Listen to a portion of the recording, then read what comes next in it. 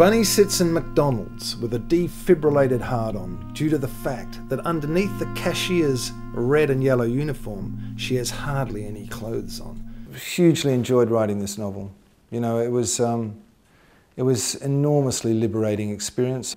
It's a much more natural art form for me. To a fault, I think my songs have that feeling. They're kind of bursting at the seams with kind of lyrical information.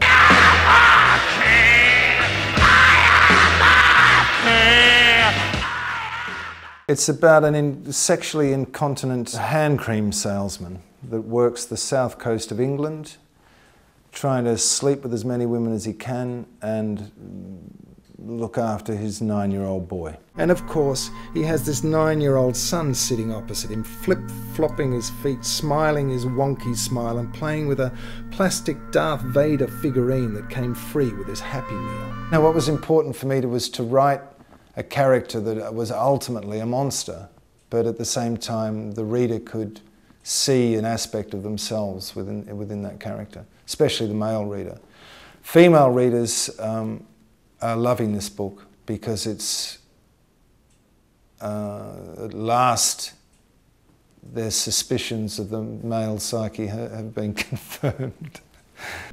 The cashier wears a name tag that says Emily, and she keeps glancing over at Bunny with huge vacant eyes and wiggling all around. She has a black lacquered beehive and a conga line of raw acne across her forehead and a vagina. The book itself is like a dream, a kind of hallucination of some sort, and plays around not with time in the sense that it goes back and forward, but movement is often slowing down in scenes and speeding up, and there's a definite sort of musical rhythm that goes on with the language that comes from being a musician, I guess. Merlin was the son of an incubus and a mortal woman, and the boy looks up incubus and finds that an incubus is a malevolent spirit who has intercourse with women in their sleep, then looks up intercourse and thinks, wow, imagine that.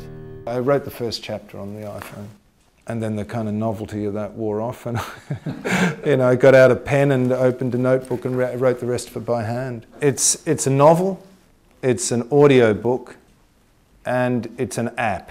The audio book is something that I spent a lot of time over.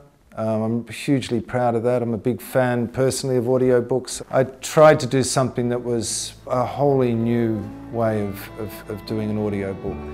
I read it, first of all, and then me and Warren Ellis scored the whole thing. It was not unlike scoring a film. The way that me and Warren Ellis go about scoring movies is we basically work with directors that prefer to be sent lumps of music and that they cut the lumps of music into the film rather than sitting and spotting like writing a 15-second piece of tension music, all that sort of stuff. And then we sent it to the States where it was spatialized. So if you listen to it with headphones on, it's like a hallucination or something.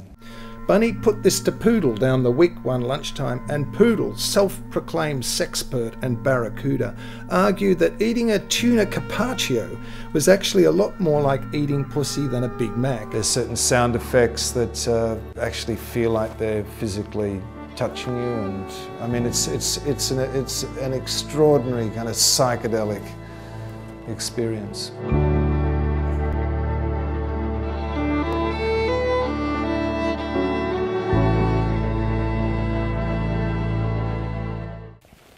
I know I've gone back to vinyl, after a long time, but I mean, sonically it's just so much warmer and more intimate, and it's a different experience to pick up that, put a record on a turntable, and there's something very intimate about that, and a lot less disposable feeling.